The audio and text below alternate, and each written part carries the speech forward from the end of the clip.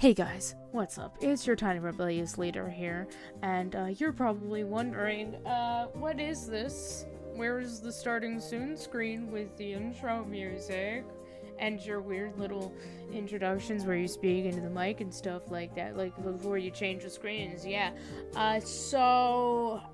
Unfortunately, a little incident happened.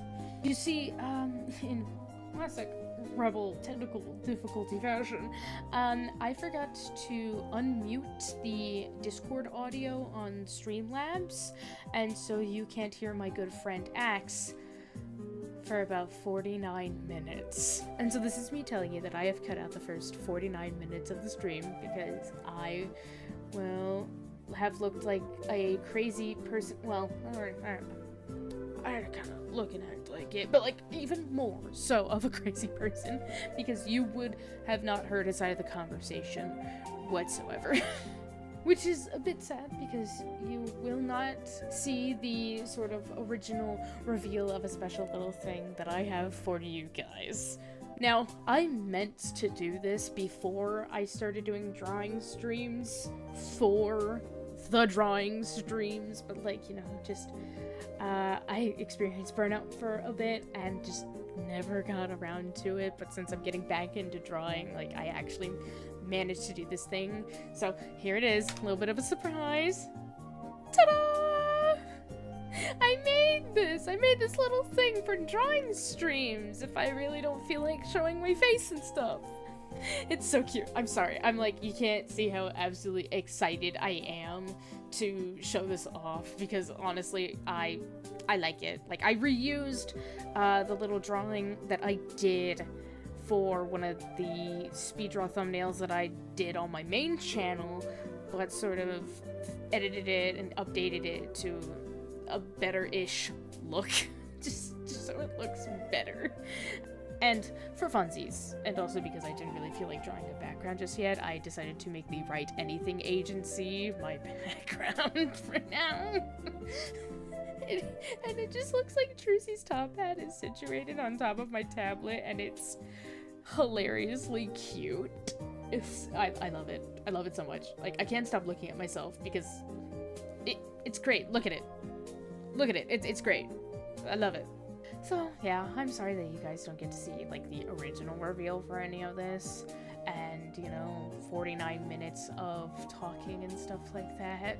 So you'll just see, compared to the ending of the last VOD to where we're picking up, just, like, a drastic change of progress in what I'm working on. Yeah, I'm sorry about that. But anyways, let's get into the remaining of the VOD. What this does. Oh my god! What? Well, Hopple. I've realized you've been muted on stream this entire time. Ha! Lol. They don't get to know what I'm saying. Or rather, I don't get to know what I'm saying because I'm the one watching the stream. To be very upset. No. I actually need a minute. I'm actually very upset right now. You've just been yelling at the void. Oh no. No, it's not. I can't post. God damn it! No. Hey, it's okay. It's okay. Like, this will be fine. Like, it's just a fun draw stream on this. You don't need to worry about that all that much. I know. It's just I was posting the reveal and ugh. God damn it. You can post the reveal and you could just cut out the parts where it's silent for Which like is a couple seconds when I'm literally talking. the past 49 minutes of nothing. Today's not It'll be my all day. right. Today's not my day, Yeah. dude. Hey, but the shading's coming in really nicely here on this back part. Yeah. A lot of characters are facing the back, and by a lot, I mean 2. Nice. Like, Amara's is done, which is great. I think I might go and fix a few things, but currently this is what I'm getting right now. Death. Days. Days. Day. I'm gonna keep myself calm. I am calm.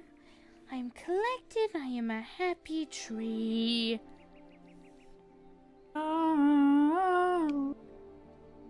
Fahu Dores, Fahu Dores, welcome, welcome, Christmas Day. Haha. Yeah. Okay. So that's the outline for the shading. I was like, I just noticed as it was quiet and you were, and I was like, wait, the feedback should be you still talking. Why can't I hear you? And then I check and I'm like, oh, fuck my life. I'm going to lose it. But to quote Mike from the Until Dawn fandom, I'm over it. I'm over it. I need to like show that to you because like there's really a part like the song like it's from the same people that did the Sonic Snapcube fandom, but they did Until Dawn, which is like one of my favorites besides Sonic. And it's the part where Mike chops off his fingers in the bear trap, and the guy and the person that's They're doing doing like another one soon, I think. I forget what it was. I think Kingdom it Hearts. was something I'm so I was excited. like, oh yeah, Kingdom Hearts. That's right. That's like, yes, this But, should be sufficiently stupid. Yeah, but it's essentially like Mike is like Chuck Norris, like making Chuck Norris jokes because apparently that's just the gimmick for one of the overarching things, and it's like because it is the bit, you see. I'm over it. That's what it is. Right. It's just a deep inhale. I'm over it, and then essentially and so I use that a lot. Like Fred has bore witness to me saying that a lot, and after I have a freak out, Fred's like, "Are you over it?" And I'm just like, "I'm over it." just going from a freak out to calm. I'm over it. I'm over it. Nice. It kind of actually helps. Kind of. Yeah.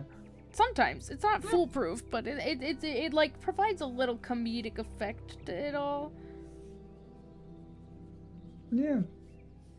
It makes it a bit funny, a bit more bearable. Okay, that's gonna be the lighting for it. Nice. I'm okay. I see no gods here but me. What? Nothing. It's just nothing. You know, Making a joke. this is literally like this dude's mansion burning.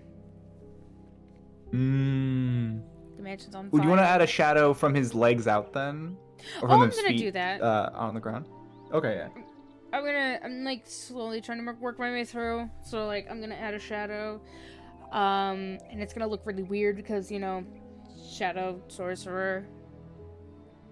We have two shadow users in this party, Amara and Sora.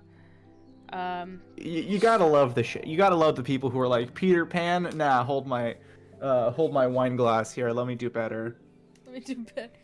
I gotta know like when this actually started becoming a trend, because like there's literally now like a subsection that's in fantasy called Shadow Daddy, and I'm just like, you know, with the wait, what? With the Hold on. You don't know this. I know about, you know, like shadow magic casting has been a thing for a while because, you know, it's an interesting concept. There's literally a thing called Shadow Daddies. It's real. Oh. So it's essentially muscular, racially ambiguous men with like purple eyes and shadow powers, and there's like a concernable age gap or something. That's usually what it is. Like we've kind of, well, it's not all the time. You have to fill in like the basic requirements, like at least the shadow powers and a couple of things. You don't have to fill in all the traits, obviously. Like, we've kind of classified Dr. Facilier underneath that, thing. My friends and I, we've all agreed. But, like, you know, he's never done anything questionable in a certain way. Obviously, he's a villain, but like he's never done like, oh, you know. But we've classified it that Amara, I would say, is a shadow mommy, maybe. I see. I don't know. What do you, the viewers, think? The viewers. What do you? Oh, wait a minute. I'm the viewers. I get to decide what they think. What do you, the viewer, think? I, the representative of the viewers. I mean, what do you think? Is it? I don't know how much you've seen or know of Amara and how much she classifies as a shadow mommy. See, I don't think that she's cold enough for that. What? Yeah. How dare you? She's a baddie. Yeah, cold though. Cold specifically. Yeah, you're right.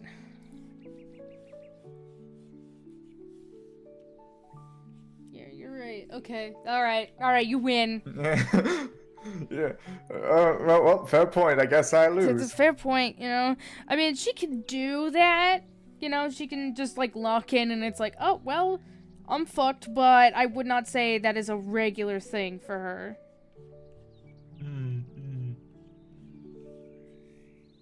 So, no, I would not say that she is cold.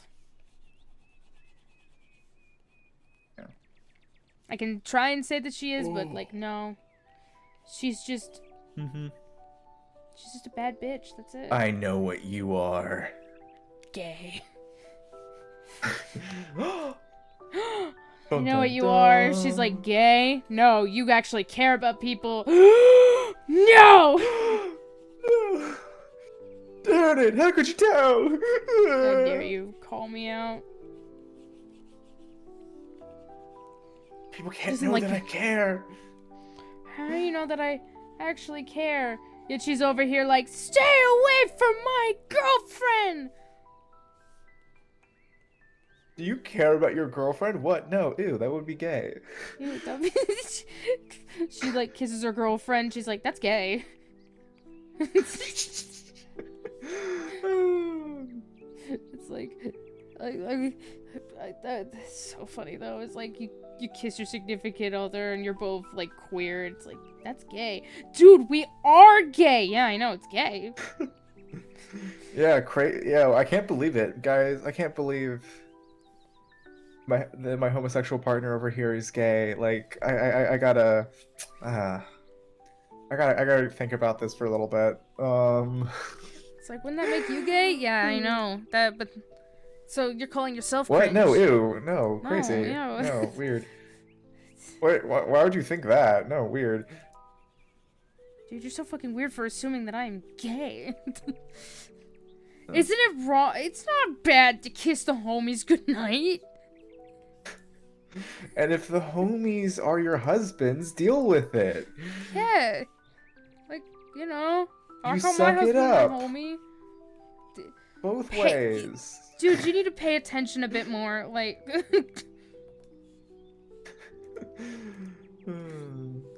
I think you need to pay attention a bit more of what is classified as gay and what isn't. Nope. No, I don't, actually. I refuse to pay attention.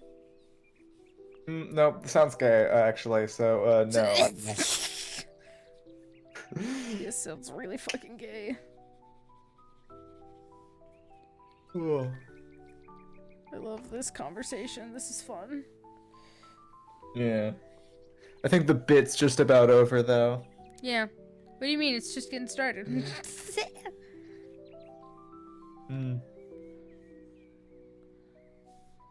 There's always more. You can always further the bit.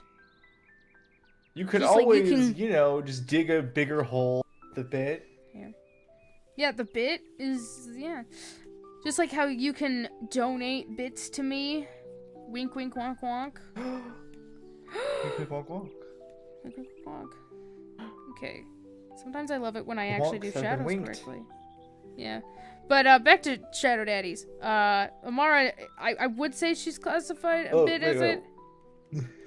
Because, hold on. Cause I was inspired off of Dr. Facilier from The Princess and the Frog for her type of power. You can have shadow powers and not be a shadow daddy, I think. No, I don't think she is. Yeah. Like, I don't think Peter Pan's falling in that list anytime soon. Well, he has to have purple eyes at least. I say that as Amara does not have purple eyes. I think green works. Yeah, you have to have. Yeah, Or maybe like a pale blue. You're feeling fancy? You're feeling a bit, like, different. Feeling a little fruity, perhaps? If you wanna, like, you're feeling a little, you know, gay. We gotta stop! I say as I would love to continue the bit sometimes, because it's funny. We gotta stop, doesn't. Hey, I think, guys, we should stop making this bit. What do you mean? What do you mean, stop? What's that? What? It's like, it's getting a bit old. What is stop? What? Welcome to VTubing. We never give up on the... Yeah. Okay, I think the shadows are decent. Yeah. Or maybe a little more of the light to the other side of his foot. Oh yeah, okay. Yeah, no. This is the shadows. I'm doing the shade. Oh, just the shadows. Okay, sorry. But I'm now gonna move on to like the light. Yeah. The cloak looks really good with the light so far already. I know. It looks so cool. Looking good, yeah. Oh, I just looked over and said, oh yeah, the Lancer thing I had pulled. Yeah. Oh right, I was about to try to like say, wouldn't it be very funny if I also had like a sort of Ninja Sex Party type character with like flamboyance and costume changes? Yeah, Like, I mean you can go with that angle, yeah. The way I know using Chuckles as a base was a bit of a hard sell there, because like to be honest, it's like his thing is to kind of derail, and like the kind of goal is that you have a very strong drive to do things, to do the thing. Here, so like derail is a bit of a rough character sell. True, you are correct. Like obviously I'm throwing stuff at the wall and but you won't just be flamboyant. Yeah, you could do that. Like I think no laws against being a flamboyant little fruit basket.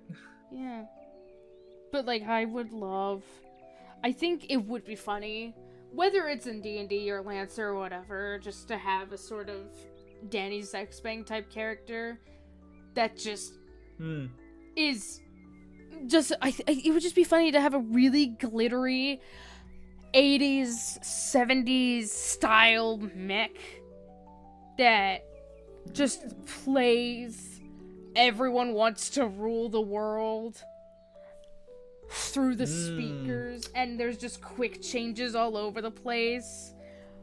I find that I find the concept I mean, there is the mech amusing. with the gay power. I find the concept of that to be very amusing. Yeah. Hall of Mirrors, I think, is it. Let me see. I think Hall of Mirrors is the one where you basically shoot out a bunch of copies place, basically, and then they all get to explode in rainbow light and deal a ton of damage. Oh my god, it's literally taste the rainbow, motherfucker.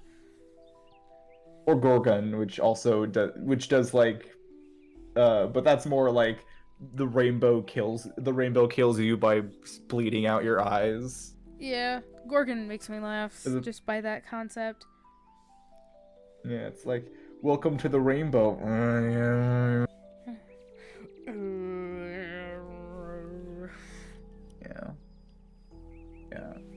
I gotta admit, I have a strong personal affection for the White Witch, because there's something about, it's like, yeah, I took 6 hits, I now have 6 armor. So you could just shrug off 6 damage and take 0. And then you pop your core power and you can bump that number up to 12, and it's like, oh, so I have to deal 13 damage to drop your health by 1. Uh-oh. Oh no. It's like, yes. And you're a defender frame, so like so you could basically just be invincible for a little while, and then, or you could sacrifice part of that armor to do like big tentacle bursts of magnetic thing. So it's like, yeah. Well, it doesn't necessarily need to be it's ferrofluid, you know, like the real world Venom stuff, but it's just like iron and like, yeah, you know, it's Venom. It's like Venom. It is funny that they gave this character like the frame traits: harden, fluid burst. It's like, come on, guys, like you gotta see, like I can only make so many jokes here. It's like, I'm gonna fluid burst on the enemy. I can only make so many, not age-appropriate jokes here. It's fine. It's not like they're giving you any money anyway. But one day I will, and then they'll all see. They're not gonna blame you for now, though. Give us some money! We want a gift! As long as that gift is money! It is money! John Mulaney's voice is very fun to impersonate. I know. Give me money! I love doing that voice. I do a lot of bits and everyone's just like, dude, how do you know all these? I don't know! I got bored a lot and I started hyperfixating on him and then I just started getting into it. That's how it works. Oh yeah, no, I've done that as well, yeah. That's how I know a lot of game codes. Because we're Delta Airlines. And life is a fucking nightmare. Yeah. It's truly, like, when you hyperfixate on something, a lot of people who don't understand will find it cute. It's like, well, that means you're really impassioned about it. It's like, yeah, I eat, sleep, and breathe this subject.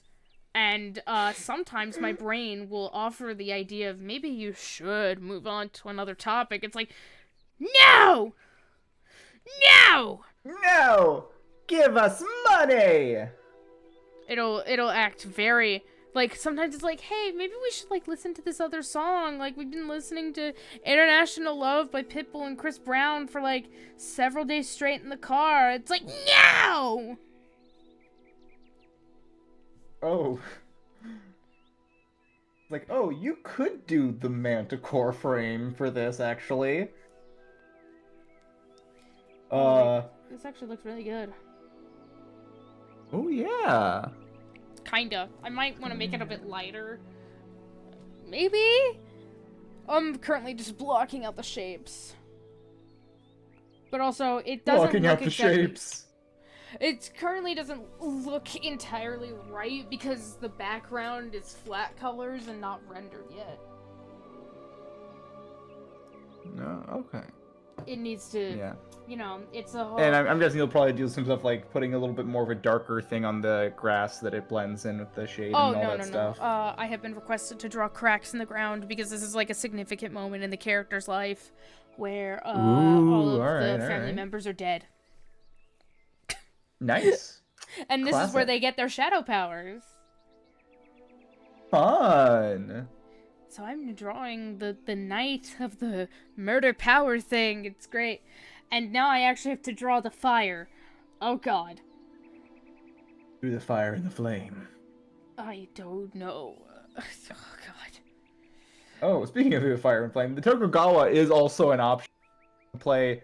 It is the essence of playing in like the kind of DMC like go fast don't get hit kind of style where yeah, I am setting myself on fire in order to deal more damage, but I'm also attacking you from like 5 range away with my fire whips. Deal with it. Get burned, Stacks, idiot.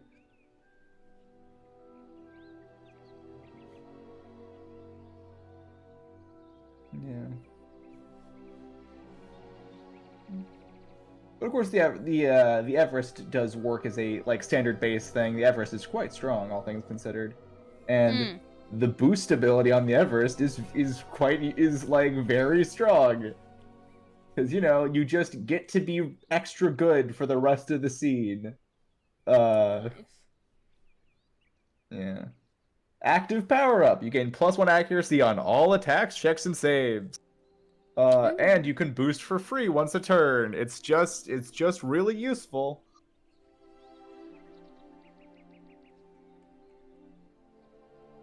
It's like, listen, the Everest is good the whole game. They just aren't particularly specialized. But specialization is a choice you can make. Oh wait, also I forgot the Nelson. The Nelson is the sees you 7 miles away, is approaching your location at 200 miles, and will be there in half a second. Kind of thing where you're like you have the perpetual momentum drive, and you can move every time you attack and stuff like that. So. Yeah.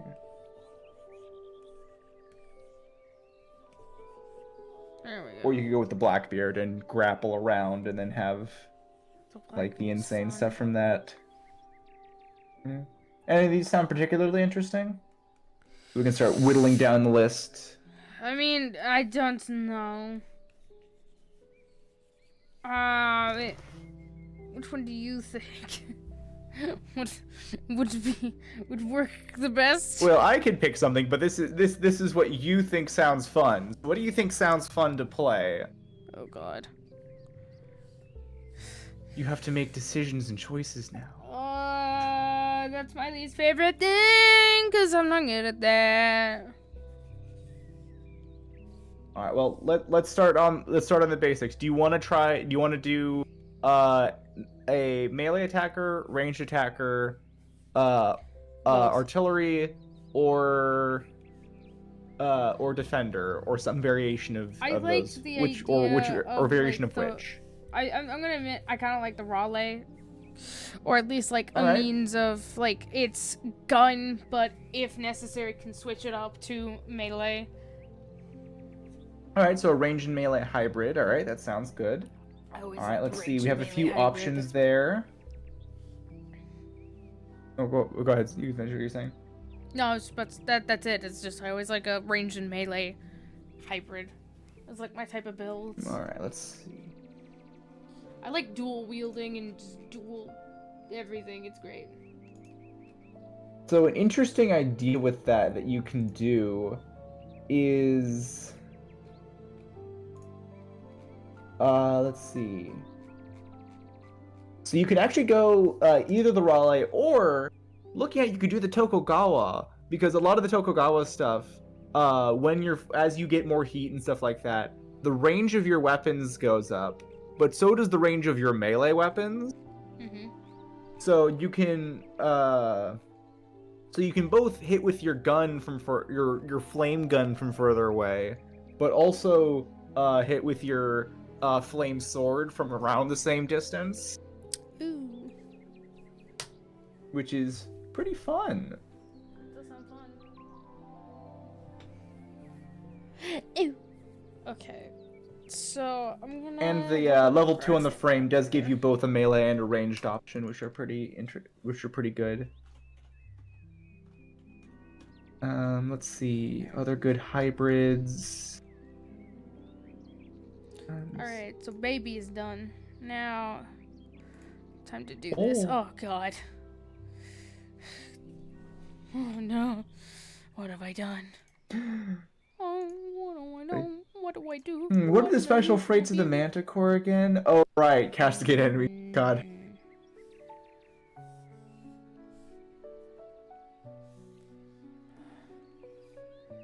Oh, cascade, I wish I had time to set up some of the, It took me a minute to delay. Yeah. I heard the feedback and I'm like, I'm zoning out. And then I heard cascade and I thought, cascade. Yeah, I wish I had the time to implement some of these homebrew frames and stuff like that I really like, but I have to separately implement them into Foundry. So I have to make sure they would work. Because stuff like the Saturn is really cool. Nice. It's a Manticore variant, where like the idea is that it basically like you as the pilot are riding on the outside in a little suit, and so you can take the damage your mech is supposed to take, and then get a little shield from it. There we go. And then it's like a monkey, so you can ride on the monkey's tail to run around separately for a little while, and do mech pilot stuff as well. I just think the concept is really fun. Yeah. Oh yeah. Veil rifle, burst launcher, rifle, shock knife. I like how I'm listening to calm spring music from a video game, and yet I'm drawing like literally death and destruction. Daremos, dum, dum, dum. Daremos. Death. Yeah. Let's see. Does any other mech have good both options besides the Rayleigh and the and the Tokugawa? I mean, like, I guess they all kind of have some, but which ones are well specialized for it? I would like a special boy, please. A special boy? Yeah. Still gotta work on like drawing and another. Ugh. Sorry, I was thinking like the other tarot cards I gotta draw, and one I haven't even fixed the concept on. And it's just like, ugh. Frick.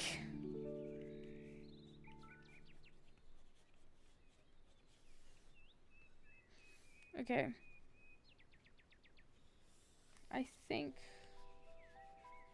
So, yeah, looking at it, basically, in choosing between the Raleigh and the Tokugawa, Raleigh will give you a lot more loading weapon. Raleigh or Stormbreaker, which is the variant on the Raleigh, will give you a lot of loading weapon options and such. Are there any loading melee weapons? Double check. I don't know if there. What are the loading melee weapons? Let me see. I like Weapon that type. flame. Oh, that's awesome. Melee. Tags. Loading. Let me see. Okay. So, yeah, the catalytic camera from the Tortuga. Tortuga. And that's it. Wow, that's a very weird thing that the Stormbreaker. Like, there's only one loading melee weapon, but the Stormbreaker has a thing specifically for helping loading melee weapons. It doesn't get that on that frame. Maybe you can give loading to it with like a feature from it. I don't know. Okay, what do you think about the blocking for the tree line? Ooh, all right. Here, let me see. Yeah, let me full screen this for a second. Oh, it's beautiful. I'm looking at burning houses references on Pinterest.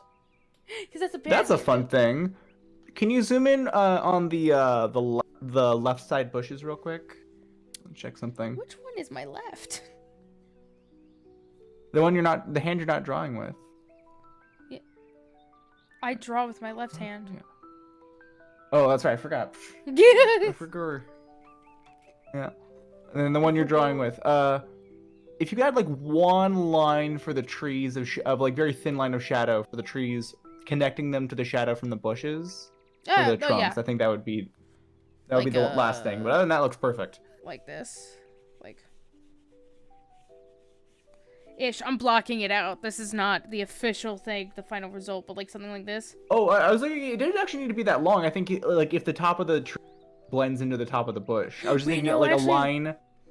No. A line of the shadow, a line from the base of the tree to the base of the bush, basically, because shadows from trees will. So, right here. Will like it yeah, like just like that, basically, because that's basically all I was. I want to do a little bit right here. Because it's casting a shadow nonetheless. I'm figuring like the idea was that the flames were burning brighter in the center so that we're... You know what? You're so right. So yeah, I'll just They were being cast onto that side with the bushes, so they were just blending. So that's what I think just like the one line would do, because kind of blend in You're with the so side right. things. Like that. Yeah, I like that. That's better. Yeah. You know what? You're so right. Yeah. Nice. Nice. And then I actually have to, like, you know, render the grass and then the mansion. I mean, the grass is pretty good. No, but I want to add, like, a bit more depth, like, different colors. I'm supposed to, like, okay, actually, hold on, pause. Let me figure out how I can do this. Because, like, I'm supposed to add a bit of a... Give me a second. I'm supposed to add a bit of a dead zone around the feet with some cracks. I'm just gonna, like, sketch this here for a reminder before I forget. Is he a reference, if you will? Yeah, so there's supposed to be a patch of dead grass with some, like, cracks in the ground. But I want to add, like, different colors to, like, the other parts of the grass as well. Oh. Oh, wait, there's actually one more option for mixing ranged and melee effectively. It's the Gilgamesh, which is one of the new ones. The Gilgamesh is basically its thing is that it's got a bunch of like modular placeable parts that it like has backups for and stuff like that. Oh yeah. But it also has stuff basically if you want to use like limited weapons or limited items like grenades and stuff like that. It has a ton of things for like restoring charges on those or like more effectively using those kinds of things. Mm-hmm. And it gives you both the Legionnaire battle rifle and then the super thermal blade, which is some fun stuff. Both of them have like a limited tag on them, but like you also get a ton of stuff to like deal with stuff being limited. So yeah, those are I think probably your three main options based on what you want. So you could go with deals with a lot of loading mechanics, deals with a lot of limited use mechanics, or deals with a lot of heat mechanics. Which one of those sounds the most fun / least annoying or whatever? Ah, God. Like, it's a lot of words and a lot of options, and my brain's like, what? Okay, so let's break it down. We have so we have managing every other either using your powers to make sure your weapons are loaded or taking turns off every once in a while to reload a lot of your weapons. Yeah. Or we have using some systems and taking some heat early on in the fight and then trying to stay at a high level of heat without taking a stress. Okay. But when you do that, you get a lot of strong bonuses, and you can deal burn damage and such. Okay. So my question is, and which then one's beginner friendly? Okay, so here's it is tricky. So this will be my first. In terms of having to like manage turn stuff, I would say so. The Raleigh is like simple on some levels, at least on its core. It's simple, but also you have to manage like which weapons are loaded, which ones are not, and when you reload and what reloads you a lot. That's true. Which can be manageable, which can be totally manageable, but that is my take on that. Let's see. The Gilgamesh is newer, but let me give it another read through. So the Gilgamesh has a lot of things also for keeping itself like healthy as well. It's stuff like so when you're doing, you remember the what is it called? Let me double check I have the right thing.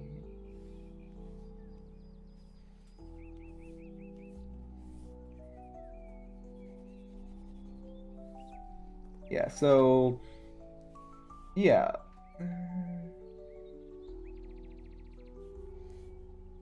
Yeah, so it has stuff like the utility drone, which can basically give people who are next to it bonuses if they're on your team and damages if they're on the other team, and then like a repair module, it's a system that when you or your friends do the brace action, you can spend a repair the reaction that basically lets you take half damage, but you can't do much on your next turn. You remember that? You can spend one of your repair. You or someone next to you can spend a repair when you do that to immediately restore the character's HP after you take the hit. So that can be really useful for like survivability stuff, as long as you have the repairs and stuff like that. The weapons are also like you have limited uses on like on the weapons provided by the thing, and you're incentivized to use things that you have limited uses on. Right. But it also gives you lots of stuff to give you more uses back, and you don't really have to do anything besides keep track of how much you have left with that kind of stuff. Gilgamesh, yeah. Each time it expends a limited charge, reduce the value of 1. You may reset it to 6.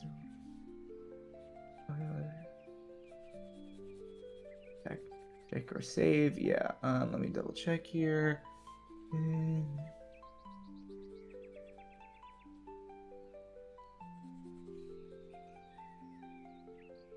Yeah.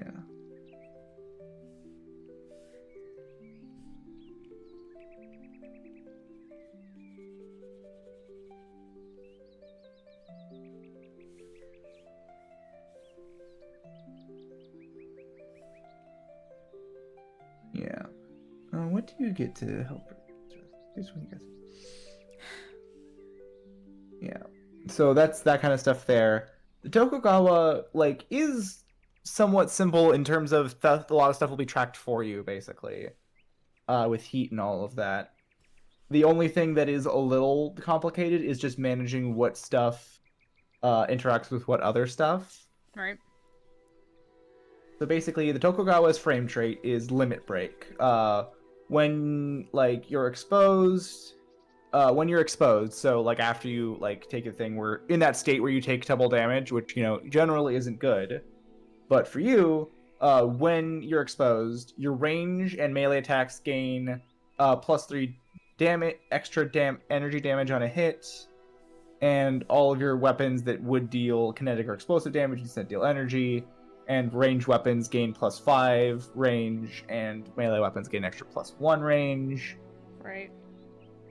And then the main thing is the plasma sheath. When the Tokugawa is in the danger zone, which means you're over half your buildup before you half your heat capacity, all attacks and weapons deals amount of extra damage with. Yeah, attacks and weapon to deal. Yeah, so all attacks and weapons that would deal energy damage, stuff like that have a damage bonus applied to them, which you can get from a lot of places, including from this mech. That bonus damage becomes burn damage, and burn damage is really good. Burn damage sticks on an enemy, so it deals damage right away, and then it sticks on the enemy and gives them heat and I think more heat each turn. They have to pass a check and save, or they take either more damage or more heat, maybe both. I'll have to double check burn. Let me pull up burn real quick. Yeah, here it is. So burn is also always armor piercing, which is nice if your enemies ever. So burn is damage over time attacks. When burn deals damage, you take it immediately. But you also mark down the amount of burn, and it stacks. So every time you attack someone and deal burn, that burn thing keeps going up and stuff like that until they get rid of it. Right. So at the end of their turn, they have to make an engineering check. And if they fail it, they take all of the burn stacks as damage again. So if you stack like 10 burn on, if you deal 10 burn damage to someone and they fail that check, they take an extra 10 damage at the end of the. And this keeps stacking forever until they pass that check. I kind of like that. That sounds like fun. Yeah.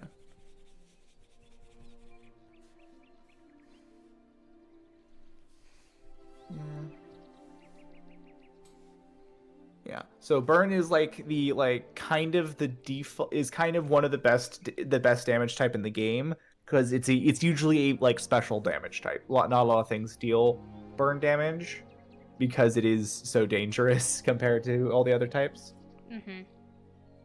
And then you have a passive on this. You can overclock. So overcharging. Well, this is a protocol you can activate called overclock.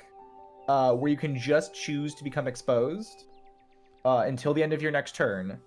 So it's kind of like the barbarian reckless attack thing, except instead of taking twice as likely to take hit, you take twice as much damage, which is very dangerous. But you can immediately gain the bonuses of limit break whenever you want. Right. And remember, limit break adds a minimum of +3 energy damage to hit. So that's +3 burn on every hit you deal. And then your core power is radiance. For the rest of the combat, weapons that deal energy damage gain +5 range. This stacks with limit break, by the way, so you can get a total of +10 range if they are ranged, and +2 if they are melee. While you're exposed. Limit break stacks with this. Yeah, just so so basically like your limit break effects will almost double. And then when you take the Tokugawa frame, you get the external batteries, which allows you to deal which is a system you can put on that doubles this again, basically. External batteries, weapons that deal energy damage gain +5 range if they are ranged, or +1/3 if they are melee.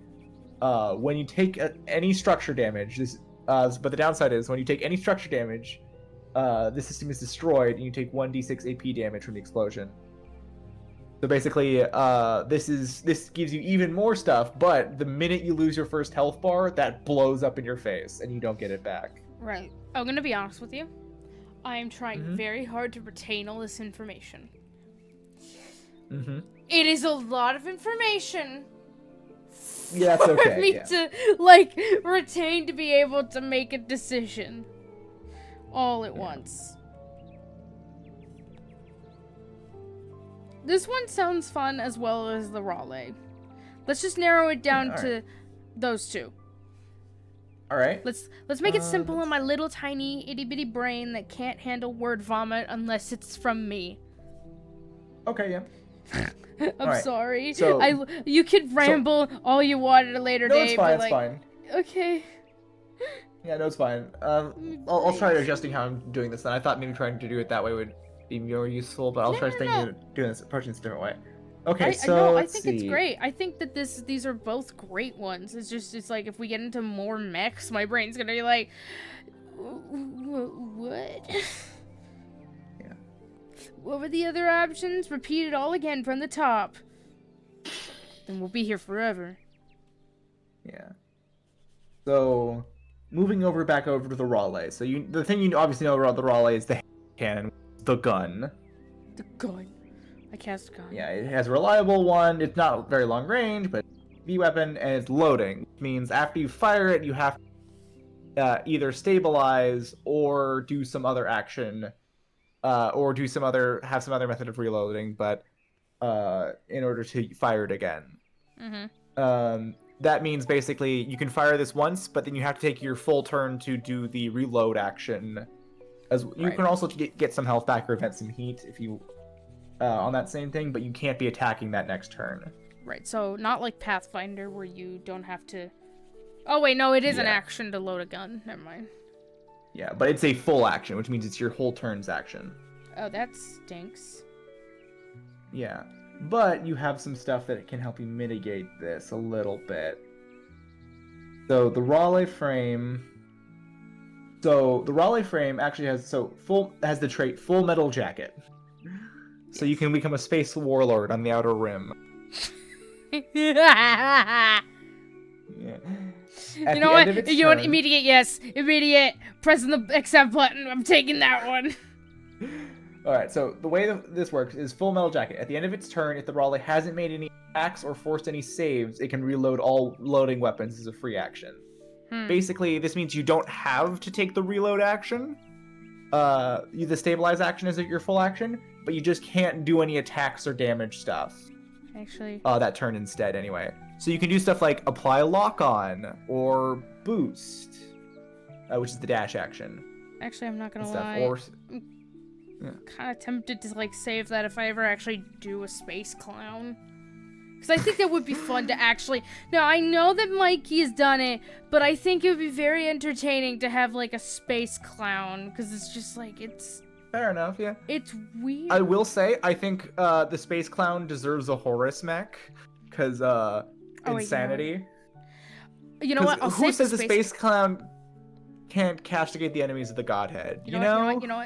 You know what? It'll be, I'll do a Horus mech and then dip into Raleigh at later levels and licenses. Yeah. Just so I can have the Full Metal Jacket as just purely a reference. And also because or you could get the Apocalypse Rail. That would be fun. And it's just like, go into Barbosa. I'm a funny little clown. Go, my Apocalypse Rail. Fires the Death Star. So the other nice thing about the Raleigh is that it has quite a few mounts. Like that, it has an Ox mount, a Flex mount, and a Heavy mount. Right. Which is nice. All right, and then you have your core power, which is only active on the Raleigh. Sorry. One other thing is, the jammed status. Basically, right? Yeah. Yeah, you can't make attacks or anything like that, and you can't talk on comms. The Raleigh allows you to still shoot your guns while... You can't make melee attacks, but you can still shoot your guns while jammed.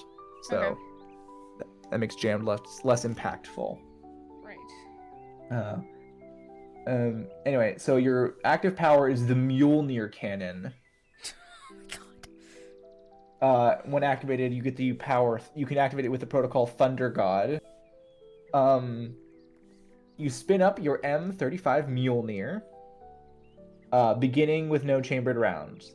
For the rest of the scene, you load 2 rounds into chambers at the end of any of your turns in which you haven't fired the gun. You can hold a maximum of 6 rounds. When you fire the Mjolnir, it fires all chambered rounds at once. Oh my god. It can hold a maximum of 6 rounds. Fan the hammer, yeah. Okay, so basically... this is a built-in part of your mech, by the way. It can never be destroyed or jammed.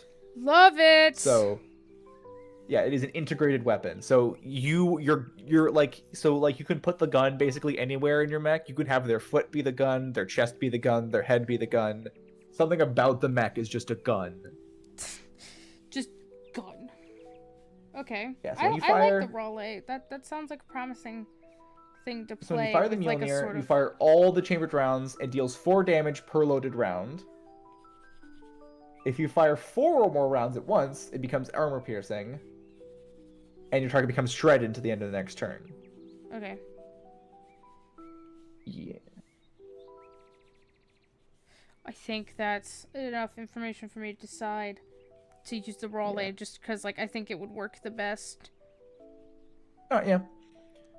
There is also the option of the Stormbreaker, which is the variant frame of the Raleigh. That's the one that's designed to switch between melee and ranged constantly every turn, basically. Wait, every turn? So, I have to switch between melee? Well, you get bonuses every time you do. Oh. So here's how it works. Wait, that sounds entertaining. It's just Breaker. That sounds interesting. It's just like, oh, you thought I had just gun? Bam! Now I have sword. Yeah. So your passive is the Hopkins doctrine. Uh, So if when you skirmish, So basically, sorry, let me actually start some at the top here. So you have the dynamic reload feature. So you know how the Raleigh has to either not do anything to reload or not do anything and heal to reload. Mm-hmm. Well, the Stormbreaker has the power when so whenever you use a non-auxiliary weapon, so not like a pistol or something, but like one of Right. your bigger guns or a bigger sword or something. Yeah. Whenever you hit with a critical, the other type gets a free reload on all of them as long as you haven't used them already yet. Sold. So basically, Sold. if all of your guns are unloaded and you make a critical hit with your sword, all of your guns get reloaded as long as you didn't unload them this turn.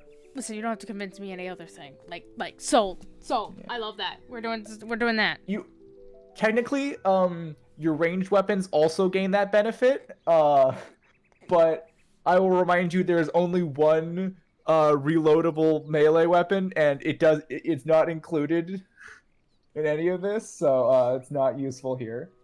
Oh. Well, I mean, It's you could, yeah. But the main benefit should is I that just your melee weapons. So should I? Okay, so then, like, should I go with the So storm? no. So what I'm saying is that how this works is your melee weapons reload all your ranged weapons, and your ranged weapons reload all your melee weapons. Yeah. But there's no melee weapons that need to be reloaded.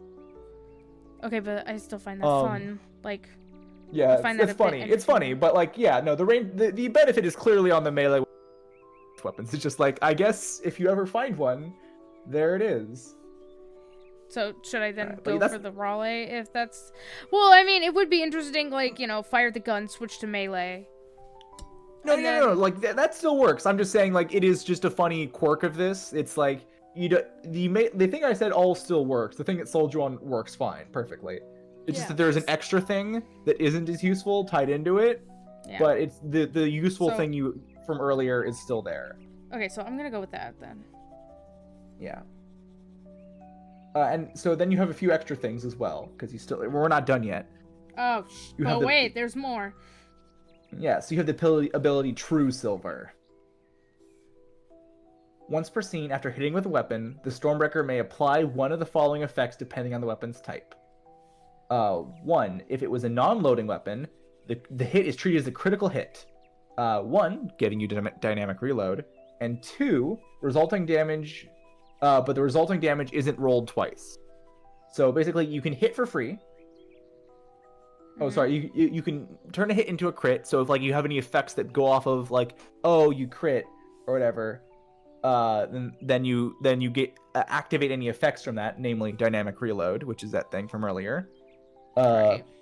You just don't get the double damage, the normal double damage, but if you spec into the stuff that gives you benefits from hitting you with a crit, that doesn't matter because you still get those benefits from getting hit with a crit.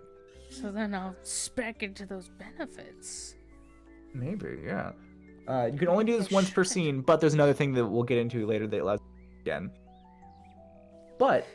Or you could do this when you hit with a loading weapon. When you hit with a loaded weapon, and you use True Silver, the damage cannot be reduced in any way. Mm-hmm. So maybe a little less useful, but if you ever have an enemy with armor or resistance or anything, it's like, hey, true damage, bitch, and just like. So that's if you want to use your big gun on someone and you don't want them to have to deal with any like effects. It's like, haha, I don't take damage. It's like, no, you do take damage. Haha, joke's on you. Yeah, kill the werewolf. All right, then. So you have a power that works off of dynamic reload as well. So when you take the skirmish action on your turn, with a weapon that was reloaded. Oh, so you know how the skirmish action works? Yeah. Basically, you can only use it once. Essentially. Well, so if you have a weapon on a mount or something like that, where so basically you can do reprise, which if your weapon was reloaded via dynamic reload, you can attack with it as a quick action without having to take the barrage action again that turn. So you can skirmish, get a dynamic reload, and then immediately do a free attack, or not a free attack. You immediately take an action to attack with that reloaded weapon, even though you would have to have barrage to do that. So you can attack, move, and attack, or some other stuff like that. Right. Like that, and you get renewal, so you can, so it's like the Raleigh's ability, but it's a quick action. So if you don't have a crit and it's like, well, I did my skirmish and I don't really have anything else to do on this turn, then you can activate renewal, which is all weapons not used to attack this turn are reloaded at the end of the turn, which is really good if so that also gives you a way to do stuff on your and then get a free, basically like a reload still. So so the Stormbreaker is really good at reloading your stuff for you. Yeah, that's what it seems like, which is what got me interested in it. And then the last thing is the core power. True Silver Arsenal. You can activate that the True Silver trait 3 extra times this scene. So basically you can get that crit effect 3 more times, so a total of 4 times in a single scene. Which is good, because the one-shot has a single combat, so all of these once per scene stuff is going to be used unless you use it up in the point crawl phase. Yeah.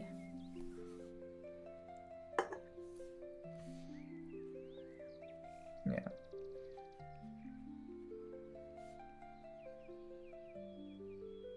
Yeah, and just as a reminder, the Raleigh comes with the Roland chamber as a system you can install. When you reload any weapon, the next attack with a loading weapon deals an extra 1d6 damage, and it can knock your enemies prone. Right. And and then you also get the blast charges if you want to blow stuff up, which is maybe good for a rebel. For a rebel. And then of course you get the hand cannon and the bolt thrower. Nice. The bolt thrower is a heavy cannon that is loading.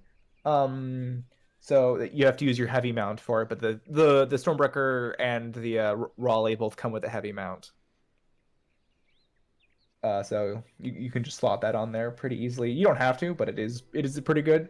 So it has 8 range, and it deals 2d6 kinetic damage and 1d6 explosive damage. So 3d6 damage, which is pretty good, and it's reliable too.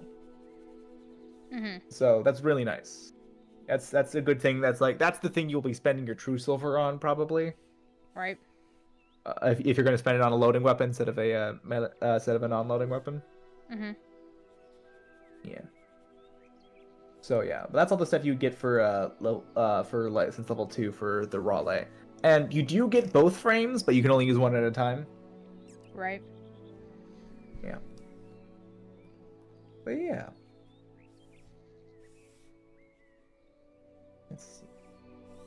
And then let's look at talents here. Let's see if we can find some stuff that plays well into that Stormbreaker set.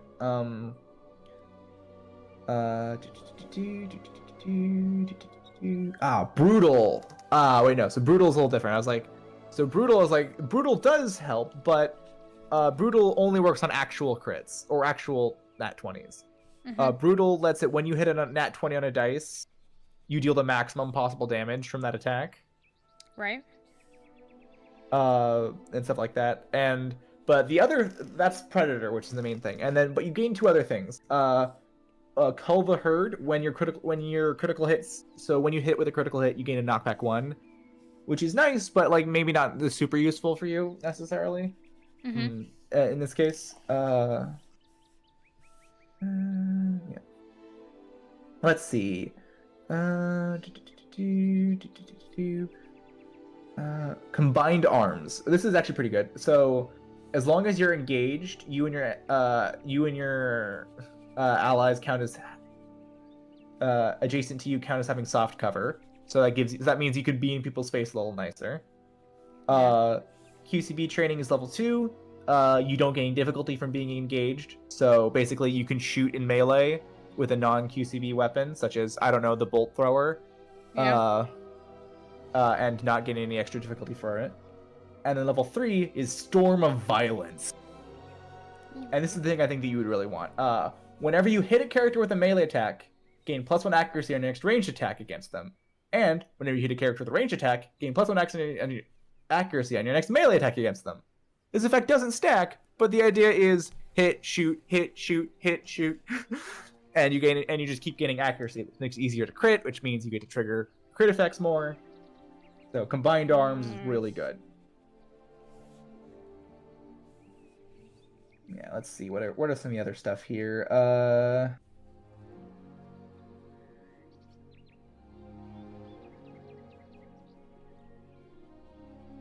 Yeah. So if you want to go all 3 into that, that would be the only one you could go all 3 into for a talent. Mm-hmm. But you could go 1 into 2 others, or 2 into 1. Right. Depending on how you wanted to do it. So we'll go through a few others here and see if there's anything that spikes your interest.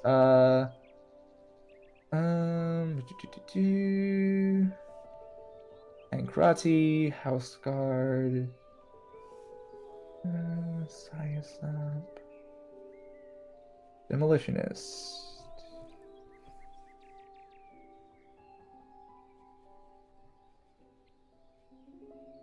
You can be a prospector, so you can tunnel, which is actually pretty useful. The tunneling thing. When tunneling removes, but it's more useful when you don't have a good movement speed. But the Stormbreaker and the Raleigh have a pretty good movement speed. When tunneling, remove the character from the battlefield and immediately place them in a valid free space. And basically, you can create little teleport points around the map that are little holes you have dug.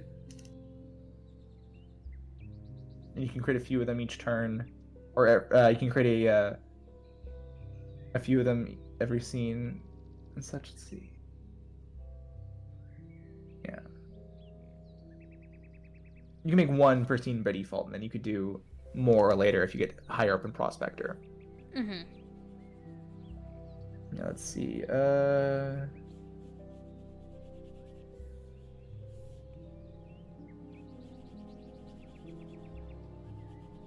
Okay, so there's Vanguard. Handshake etiquette. When you gain +1 accuracy when you attack with a QCP weapon, such as your guns, to targets within range 3. So the idea is that you have a heavy mount and 2 flex mounts on the Stormbreaker. So with the heavy mount, the bolt gun is an easy one to fit there. And then the flex mount, you probably want to put on your 1, maybe 2 hand cannons. And then the trick with the last one is that the melee weapon you pick for getting the dynamic reload has to be a non-auxiliary melee weapon. Mm-hmm. So you'd probably put just a single main melee weapon on that other flex mount. Right. Such, and that would be one of the default ones of your choosing from the general systems options. So you would have 2 auxiliary QCBs, 1 heavy cannon, and 1 main melee. Mm-hmm. So if we look at that, and options are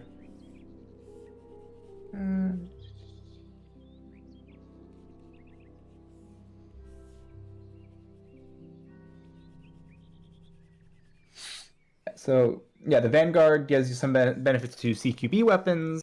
That its focus is that. Basically, you can punch through cover and stuff like that when you're in close range. But if you want to be in melee range, then maybe that's less important. You could go into Siege Specialist, which is a talent which buffs your cannons, namely the bolt gun. Mm-hmm. So that gives you the ability Jackhammer. If you have a cannon as a quick action, you can fire a Jackhammer round from an underslug launcher, immediately dealing 10 AP kinetic damage to a size 1 selection of any object within range. Any character adjacent to your targets are knocked back from it by 2 spaces and take 2 kinetic damage. So you can basically blow up a wall or something. But like, you can't target a person, but it is like but you do deal 2 people to damage to anyone standing next to that wall or object. So you can blow up people's cover and stuff easy as a quick action.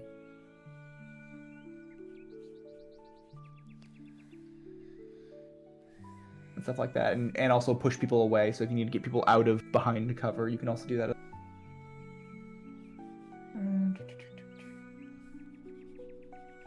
All right, let's see. There's some more like utility stuff, like bonded.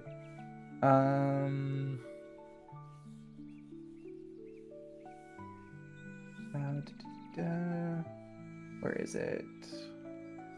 Gunslinger. So this is another option here.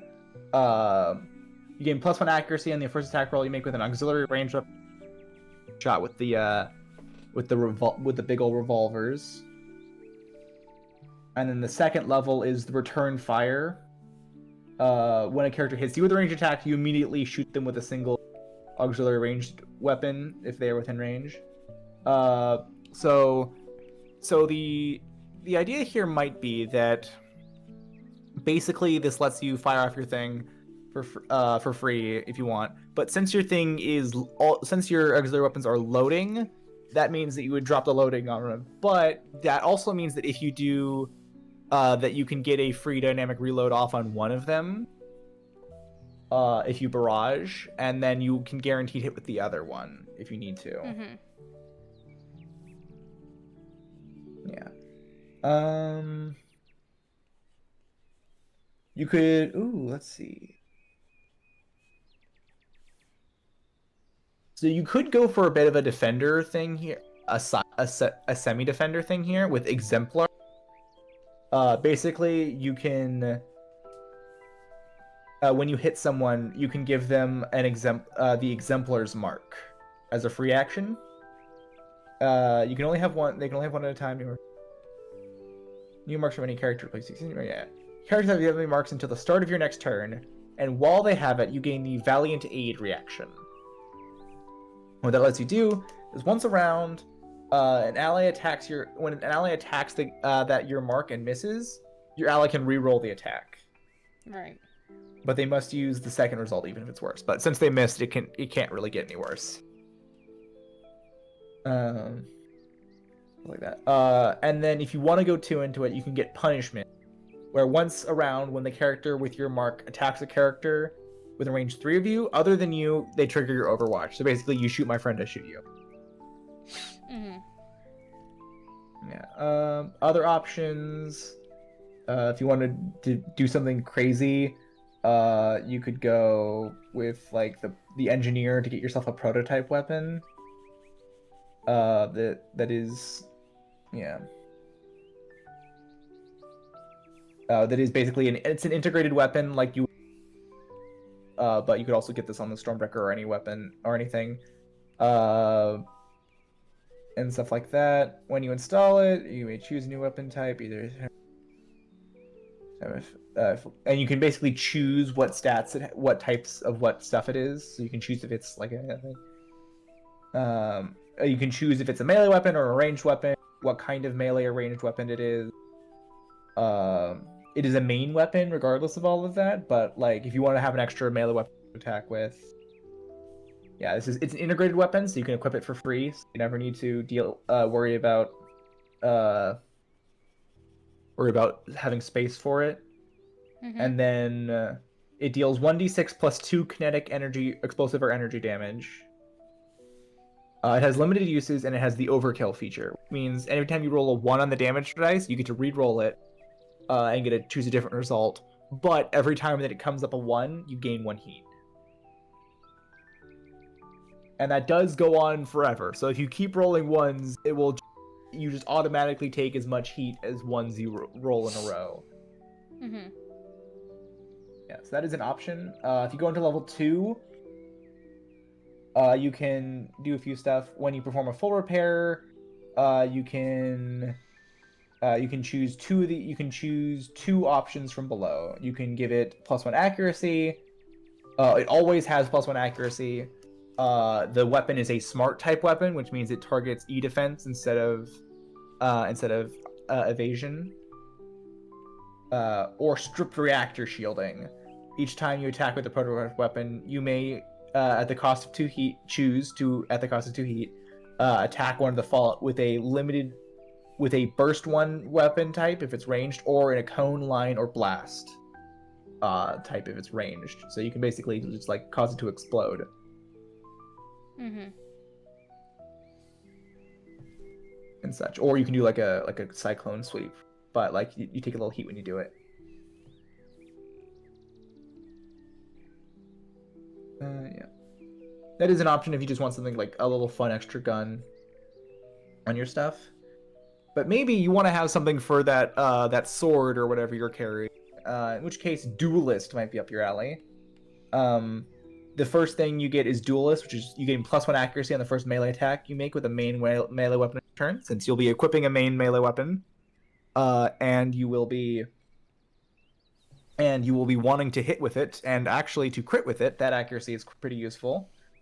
And if you start your turn with your main melee weapon and crit with it, then you get to immediately reload your 2 guns, and then you can, or your heavy gun, and you can fire with those.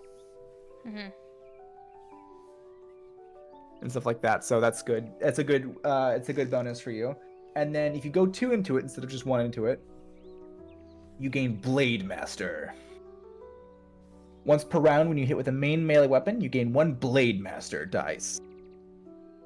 It goes from 1 to 6. You gain blown blade master dice. Sorry, it is a d6, and you gain a maximum. You can gain up to 3 of them. And they last until they are expended or the current scene ends. You can expend a blade master dice, 1 for one of the for the following. You can parry as a reaction when you're hit with a melee attack. You can gain resistance to all damage, heat, and burn dealt by that attack. So you can exploit it. So basically, every time you hit with your sword, you gain an option to do one of these, which is parry. You can deflect an attack, which is when you're hit with a ranged attack. You hit with your ranged attack, you can reduce the damage. Oh wait, no. Ranged attack, you can roll. Oh, so you can roll any number of the Blade Master dice you have.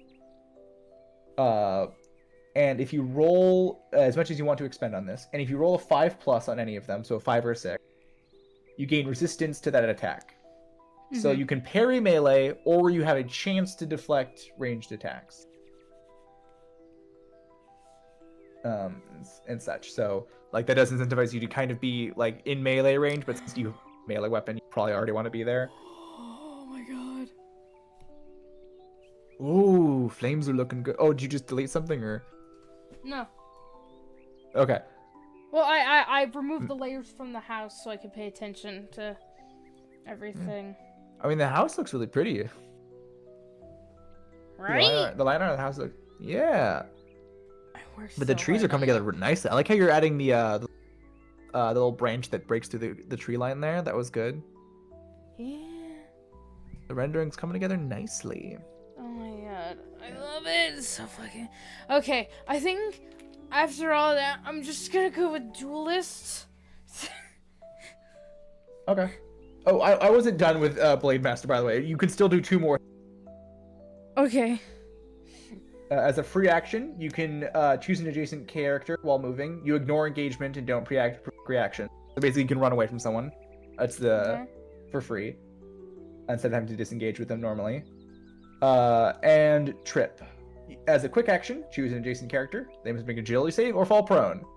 Whatever the result, you may freely pass through their space until the end of the next turn, although you can't end your turn space. So basically, you can kick their legs out and then roll around them. Or do a kick that rolls you around them as much as you want to. Nice. So yeah. So you can go... So you don't have to get Blade Master. You can just go 1 level into it.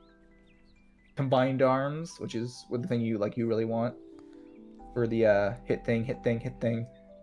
Right. Yeah. But that'll only give you the accuracy instead of the parries and feints and such. If you wanted to grab something like the jackhammer from the other thing, or the auxiliary QCB accuracy if you want with stuff. But you could just go 2 into it, and that's fine. I'll think about it a little bit.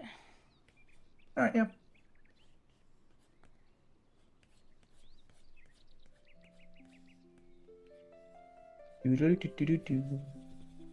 Yeah.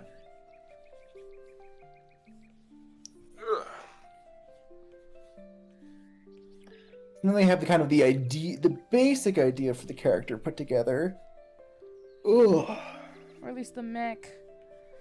Yeah, for the mech put together at least. I was gonna say, why don't you have any? This has the idea of the Stormbreaker giving you thoughts on what to do for their character, the character associated with this shoots you, hits you, shoots you, hits you, shoots you.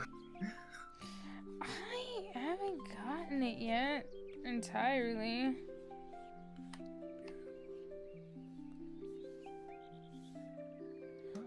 But I think I am done with the shading.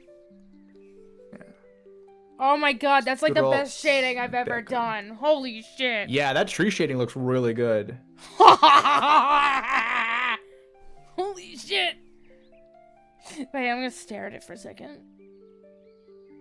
Oh, by the way, if okay. it inspires anything here, this is what the Stormbreaker looks like by default. Of course, you can make your thing look as fancy as you want. But I also think the Stormbreaker has a kick-ass design. Oh, you know what? Maybe it'll give me something. I'll think about it for a second. Yeah.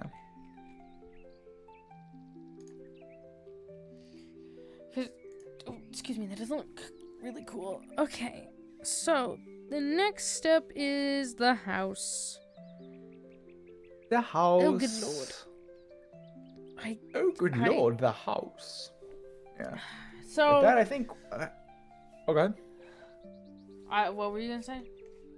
No, I was gonna say something after. You say your thing first. No, I was like just trying to figure out like how I would render you're not gonna really see much of the house, so I'm not rendering the house. I'm like adding in smoke and flames essentially, and I'm trying to figure out how I'm gonna do that.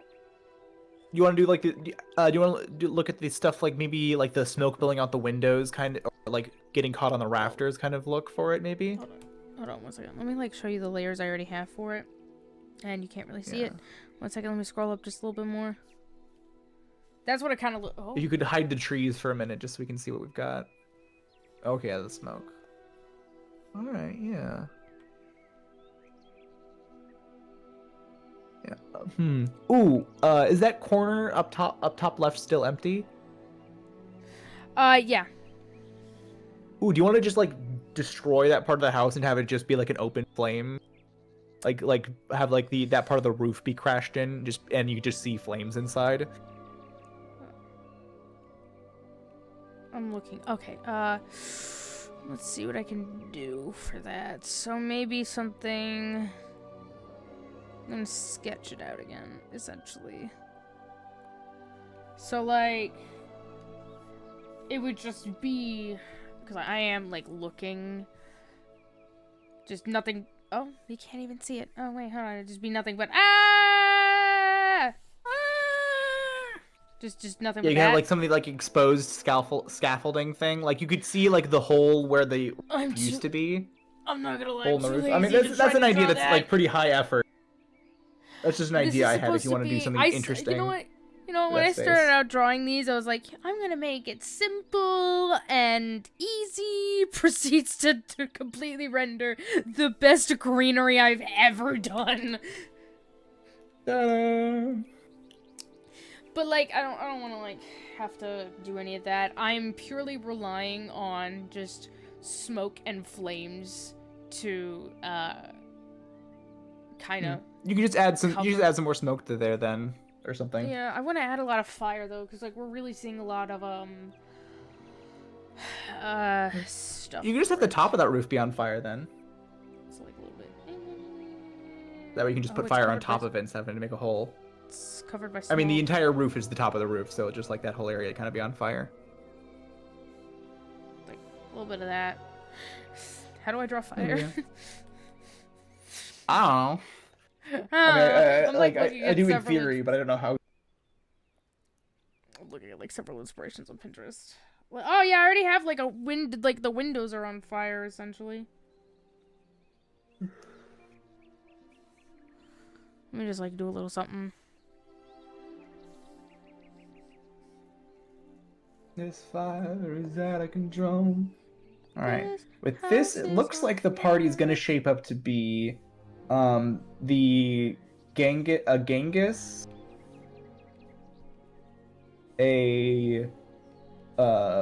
what is it? What's the Atlas, which is the Metal Gear Rising Revengeance style one. The Genghis is the I have a flamethrower, and then a Chomolunga. Lungma. Chomolungma. I just call him the Chomo. They're the GMS hacker mech. Yee. Wide area code pulse says hi. Man, wide area code pulse is so busted. It's so good.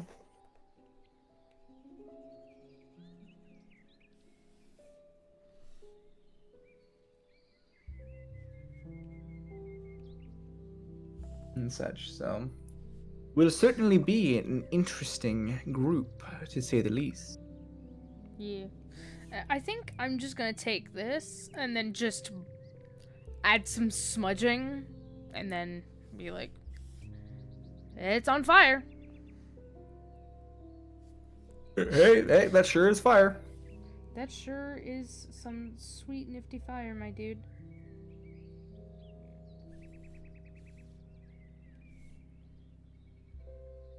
Just like add a few spots. We're gonna Fireball. burn this city, but burn this city. We built this city. Bum, bum. Oh, I have to tell you something funny. I recently watched Rise of the Guardians again. Oh, wow, it's been a while for that one, yeah. And my friend and I were just like, you know what? The man in the moon is essentially like God, and then and then the Sandman's just Jesus, because you know he died and came back. A little bit, yeah. Yeah, we ran with that and we thought it was hilarious. Because it's like, I mean, it's accurate. Because the man in the moon is just this ambiguous being, this omnipotent being that just doesn't speak words. Wordged. We're just like, yeah, the man in the moon is God. And I found that hilarious to just think about for a second.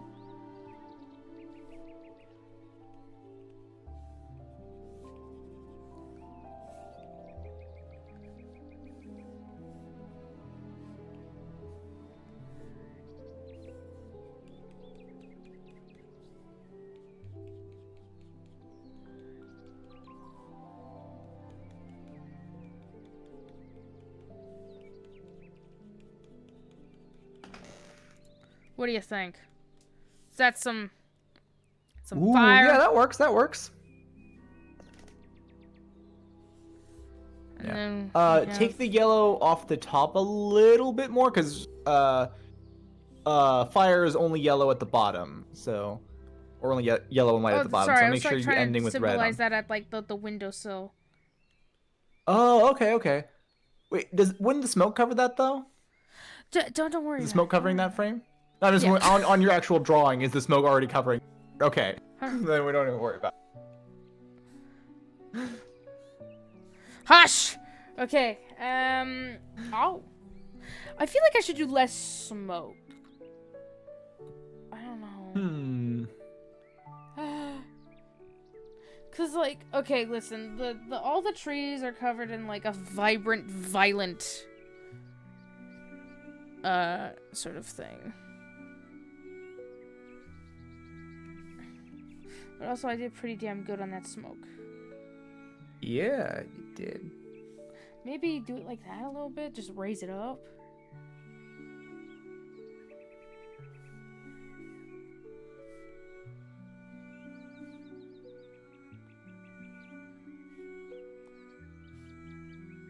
You know what? There it is. Beautiful. Boom.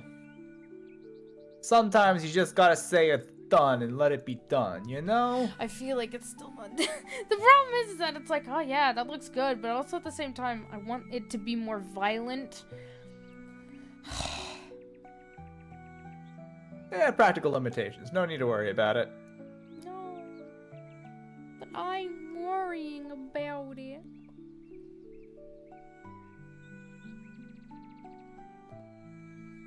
I want more violence! Yeah.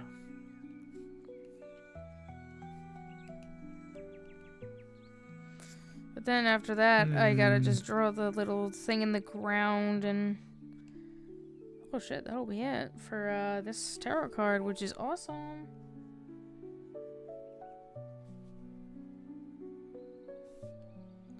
I mean, there should be something right here, I feel. Like, not something that takes away the attention of the character, but still something should be there. I mean, let's see, where? Right here. It feels like that part of the house feels a bit bare.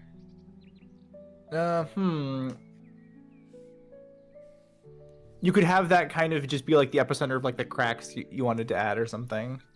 No. The whole point of the cracks is it's supposed to be... You can't see it. Shit. Why not? Oh. What? Okay. Or no, if you have the no, cracks leading out from him, you can have them out to the front of the building. That wouldn't really work, though. That's the problem. Okay.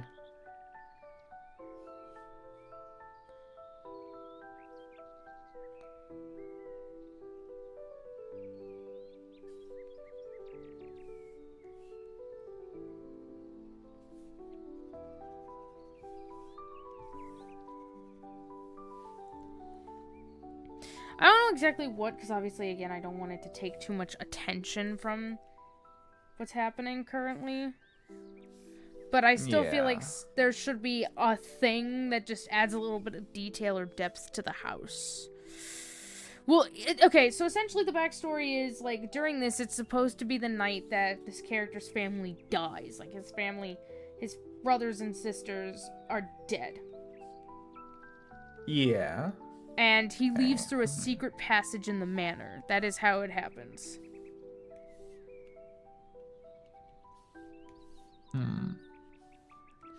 But, like, I'm too lazy to draw a secret passage, admittedly, because I don't even know entirely how I would make it work.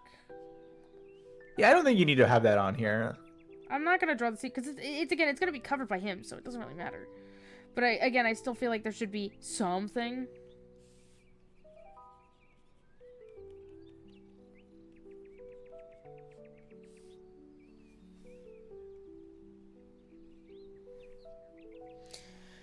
Whew.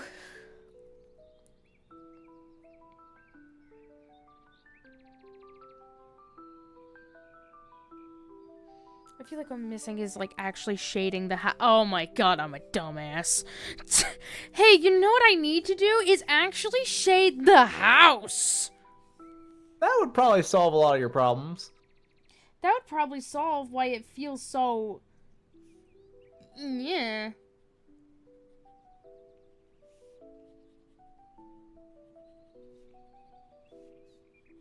Like, shade the edges and stuff of the house.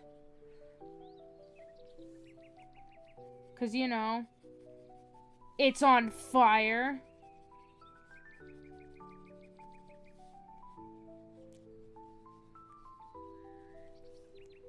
I was like, I'm missing something. Like, something is off. And then I looked at, like, a Pinterest image of, like, a house on fire. And I'm like, okay, yeah, I got the fire. I got the smoke. What am I missing? Oh! Ooh, the fire the and the flames. light! The light that the flames that are would probably using. help. That should, you know, essentially help the fact that it emphasizes a building is on fire. Probably, yeah. Oh, yes, indeed, so. So, looking to enter the burning building, eh? I've seen many a traveler enter and none return. Do you know that bit? Think so. It's It's my been a favorite. while. It's Shane's, like, little traveler. What was it? It's essentially just, like, Shane dressed with, like, in ratty clothes with, like, a... It's the Smosh bit of, Shane dressed in, like, some ratty traveler's clothes with, like, a bald cap, but with hair sticking out the side, and a pan flute, and it's like... So, looking... It's just this crazy wizard dude. Yeah. I love it. It's one of my favorite bits.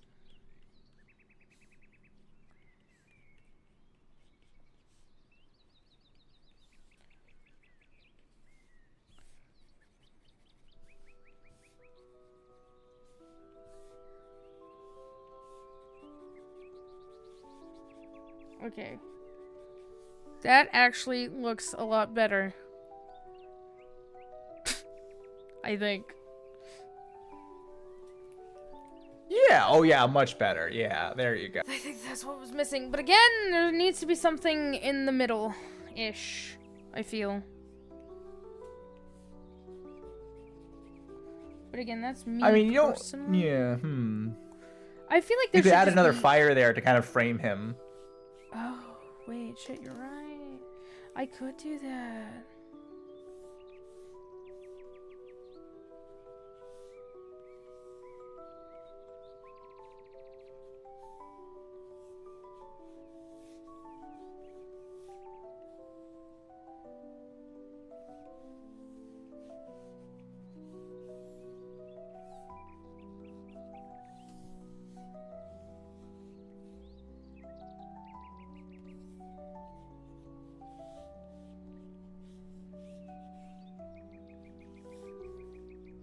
Okay.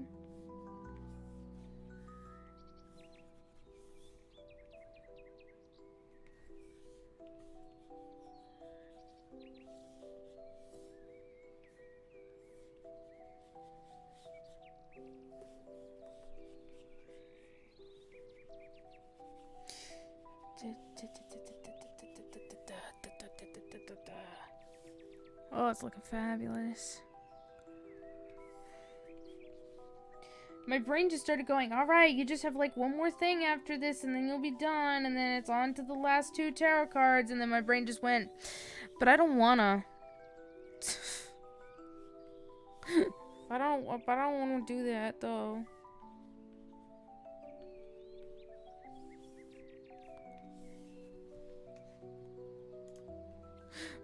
It's like, what do you mean you don't want to do that? It's like, I don't want to do it. But like, we're almost done. I don't want to do it. I don't wanna. I don't like it. Okay. Oh, it's beautiful. Oh. Oh my god!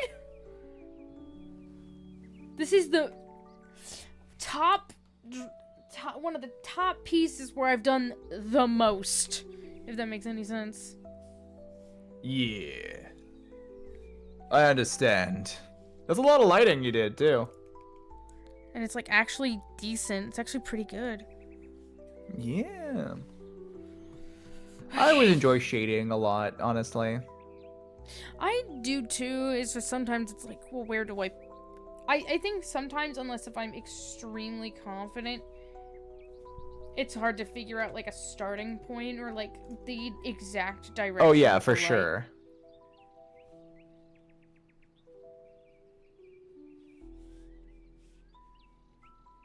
I think that will be a good outline. You know, I was intending on making it a more cartoonish fire, but I think my brain just went, no, we're gonna blur it all. Just make it blurry. I think a pretty devastatingly evil-looking fire fits.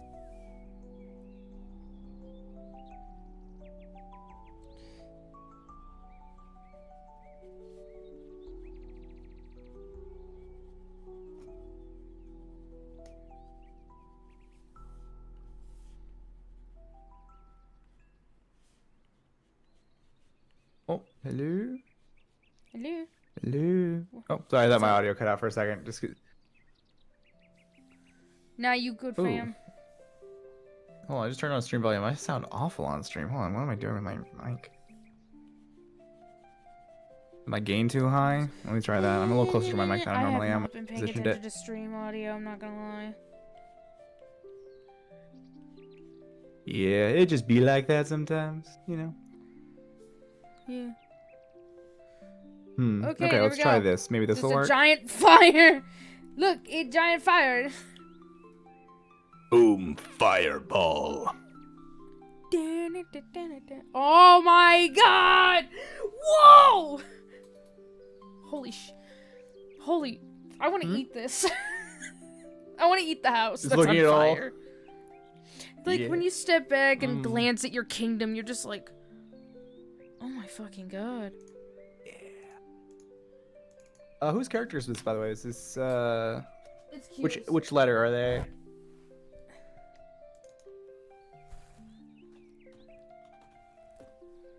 My roommate. Okay. Yeah, I'm sorry, I'm bad at this. I don't remember which letter that is.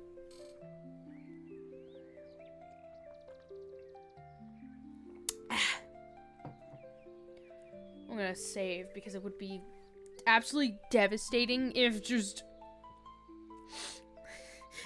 if all of this progress was just lost. I would cry. Quick save, quick save, quick save, quick save. I did. Don't worry. Okay.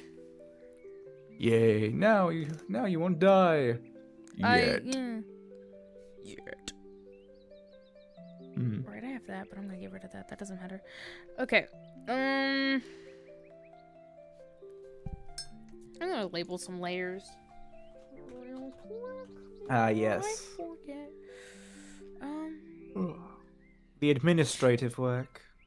Okay, so the next thing I need to do is draw some patches of dead grass and some cracks in the ground.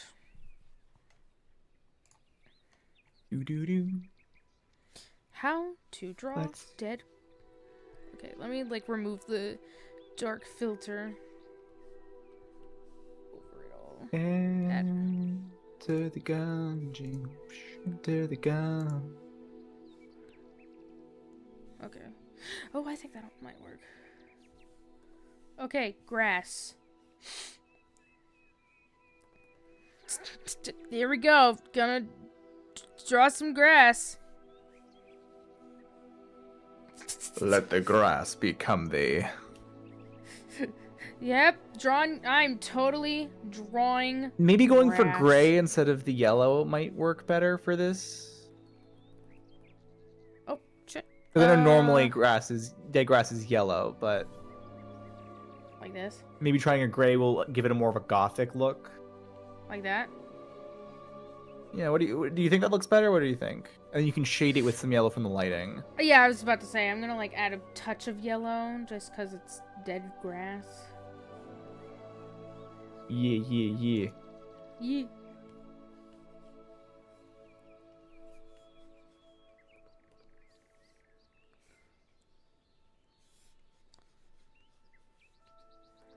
But I'm gonna make it like a grayish yellow still. Just so it matches. But like this-ish. Ooh, yeah, that's good, yeah. And do you think I should blend it? Or do you think that's good as is? You could try blending it a little bit, but I think the hatchy look kind of works for grass.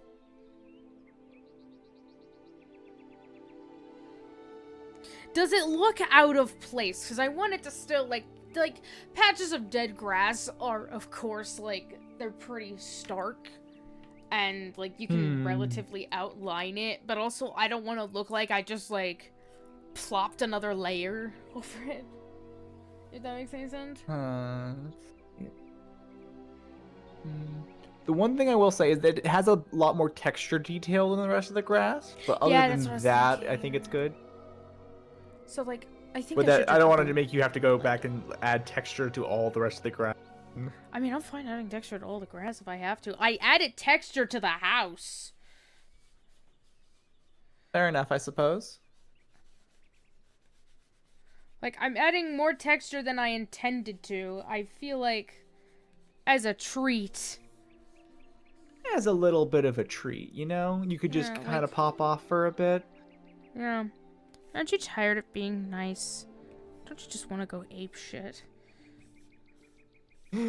Classic.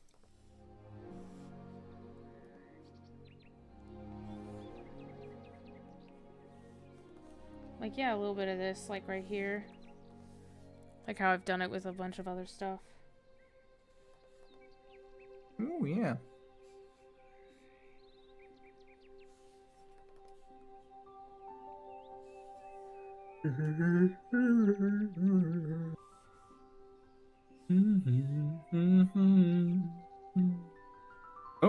Oh, something is.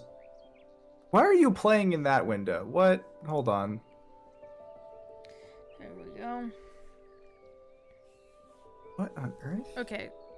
So, now to draw cracks in the ground.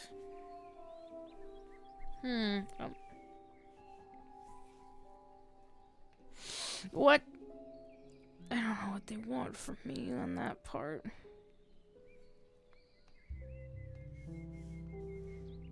Like, what?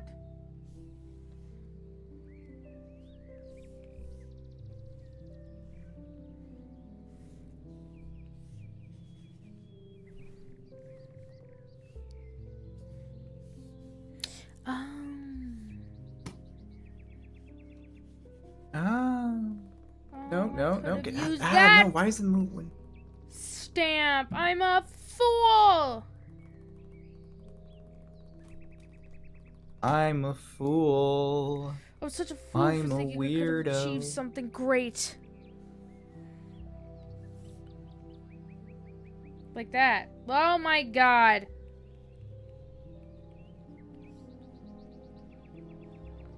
What about that?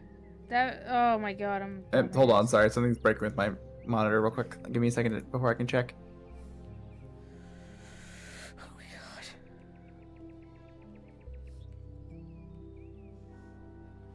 Also, that still just looks out of place at the same time.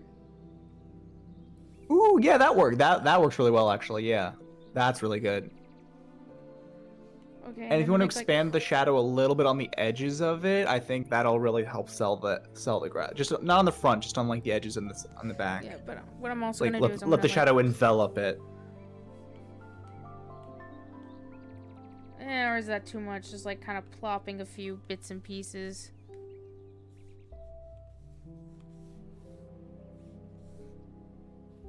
Is that giving it too much or no? Hold on. No, there we go. Let me see. You know, I think. Oh yeah, that's good. That's good. Yeah, the grass has got a lot of good detail there.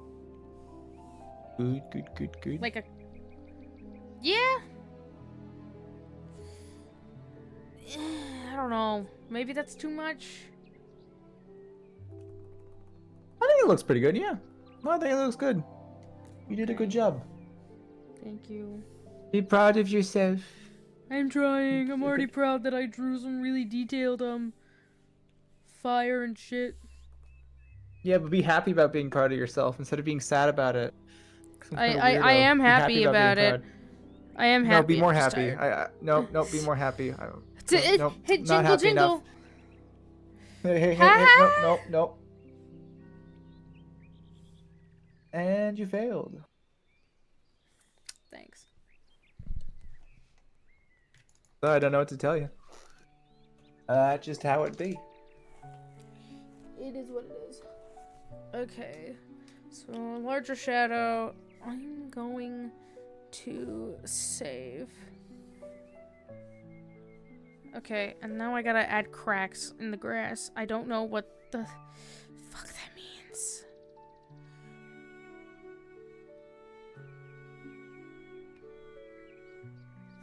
Like, okay, maybe... Like, I have it in my mind is the problem. I just don't know how to execute. Like, because there would be... Yeah.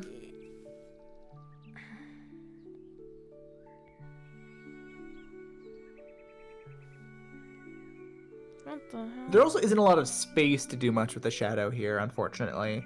No, it's not the shadow. It's the fact that I... What am I missing? What the hell is that? Oh, okay. Boot heel. Yeah, I was like, there's something off about that. I missed a spot, I guess.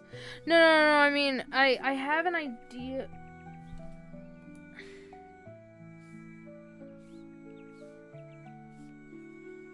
About how I want to execute this. The problem is this, because I imagine like, I don't know, maybe there's like a patch of earth, like actual earth underneath, and then there's maybe you have it be like a fully black scar kind of thing, or not like fully black, but you know, like looks black scar underneath them on the earth, like a instead of a brown patch of dirt, like a black patch of dirt. No, they specifically, well, they didn't specify what. Give me a second. I'm like thinking really hard. A bit too hard for my little brain. Okay. Essentially, what what they've visualized. Okay. What they have told me that they envision is essentially patch of dead grass and cracks in the earth. And that's all I've got.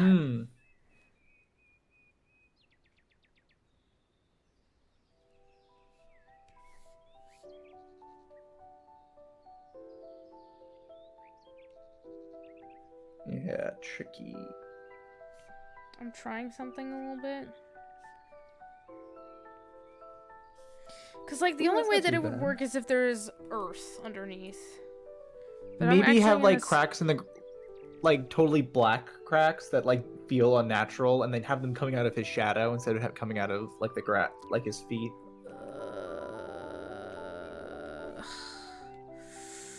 Maybe... Okay, so, like...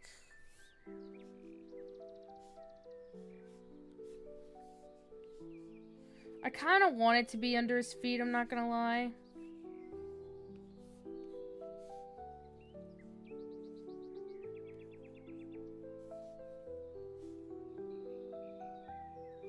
Alright, yeah, you can see how that looks.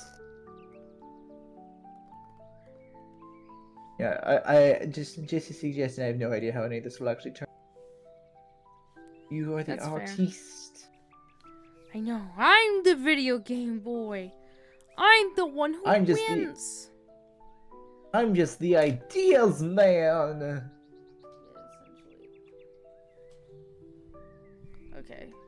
I'm gonna take a quick screenshot of it to send to them and be like, thoughts?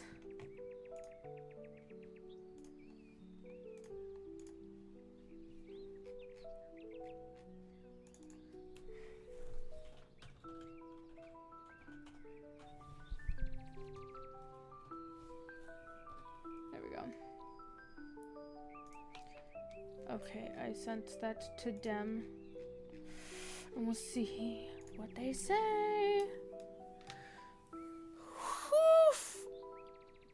It looks so fucking good though. I want to eat it. I'm gonna eat these cards because I plan on printing them out as well to make physical copies. And maybe I'll sell them too. Wink, wink, wonk, wonk.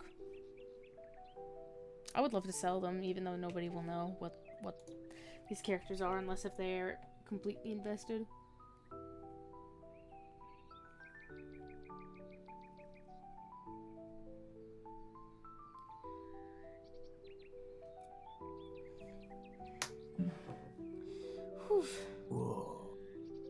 So Look at her all how's, zoomed out, how's, so, how's the so rest pretty. of... We're both just like, woof. I'm reading something right now about something I'm looking at putting in for something. Ah. Yeah. That's why. Yeah. Also... Okay. So we have that. I might move on to a different file real quick. Because I still have like 2 more. I love how I have this one.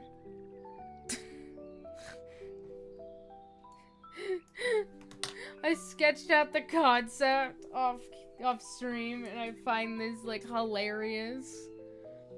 Just sitting there.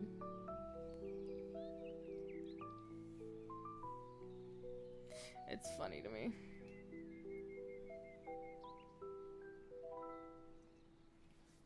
Alright. Right, they might be in class, so I won't exactly be able to get their immediate reaction. Oof. Right. That's okay.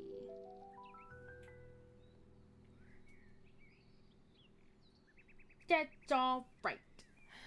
I'll deal. What do you think about this, Axe? Ooh, okay. So the hermit. Let me see. You're gonna be in a little chair So this and is like rocking. this is the gunbreaker. His name is Tim Brooke Taylor, played by our illustrious DM E, who used to be a player, and I thought this would fit him really well. And essentially, I'm gonna draw him in like a little rocking chair with like the gun blade by his side. And Ooh.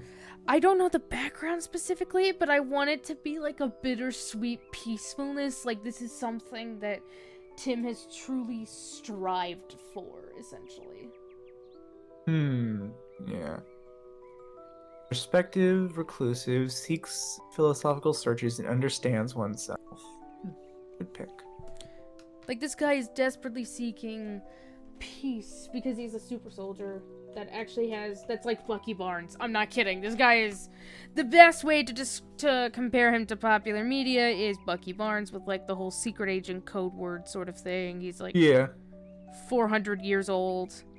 His wife is dead. He just wants, essentially, retirement, my guy. Some people just want to, have a week off. So, paid time off? What are you talking? Call that bullshit. I'm gonna remove that, though.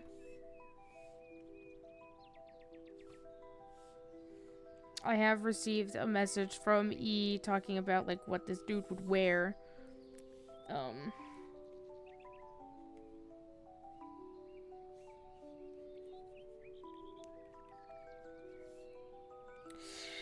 Ooh. So The monocle is cool. Yeah, he has a monocle. It's very funny. And he also has facial hair for an elf, which is not supposed to be a thing. I might actually remove that. I don't know. Why not? Give elves beards and stuff like that. No one's stopping you. No one's stopping me. Green tapered wool trousers, brown leather boots going up to Tim's middle calf. When worn, the next time will be worn with gaiters. Okay. So... More boots! Everybody's wearing fucking boots! But I'm trying to draw, like, the isolation. Give it, like, that bittersweet isolation vibe. That... Bittersweet isolation. Dude, I made that joke a lot when watching Rise of the Guardians last night. I was like, because, you know, Jack Frost and ice, and it's just like, that's funny. I'm funny. I'm so funny when I make my jokes. I'm really funny, I promise. But I did talk to my friend about, like, all of the weird Tumblr stuff that happened. It was mainly me just talking about Tumblr stuff. Admittedly. I was like, yeah, remember whenever they, like, did all that crazy, like, shipping for different characters, and there was, like, you know, They how to train your stopped doing dragon. that on Tumblr? No, I mean, like, revolving around Rise of the Guardians, because everyone shipped Jack Frost and Elsa because, you know, Oh yeah, they that thing. ice powers, and I'm just like, it's a little on the nose, but okay, and then, and then, like, there was, like, the Rise of the Guardian, How to Train Your Dragon, Brave, Tangled thing. I don't know how to describe it. It was like Hiccup, Merida, Rapunzel, Jack Frost. I wasn't a part of that, but I remember seeing that shit on Pinterest. I was like, what is going on? This is crazy.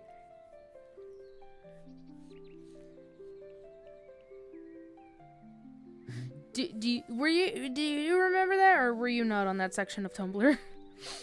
Oh, I was never on Tumblr. I just learned about specifically about the Rise of the... Okay, you were cutting out, I think. Either it's me or it's you where my earbuds are being... Hello? Hello? Yeah.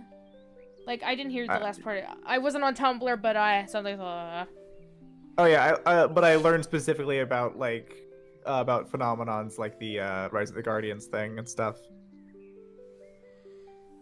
Yeah, it was crazy. Like that. I do not do the social medias.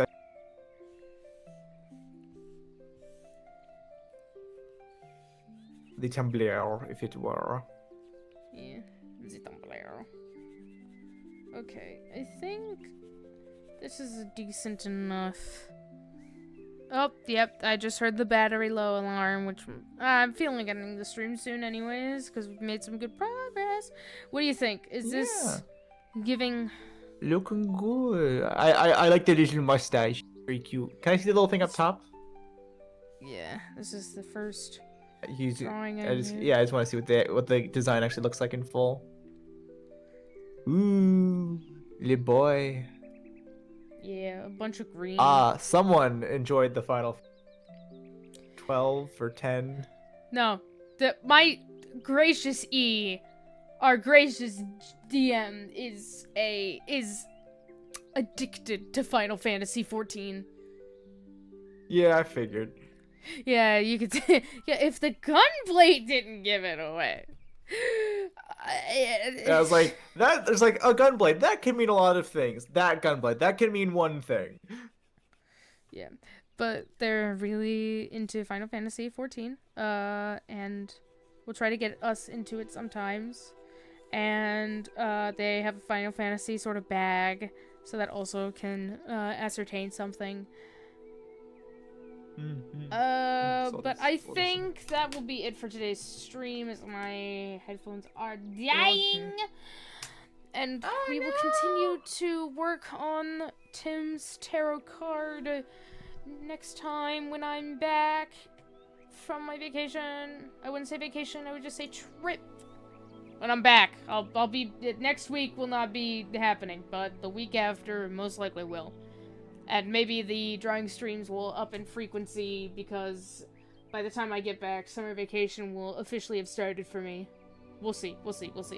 I need to do something. I need to be productive. But this is your tiny rebellious leader signing off. I hope you all have a great day. Bye.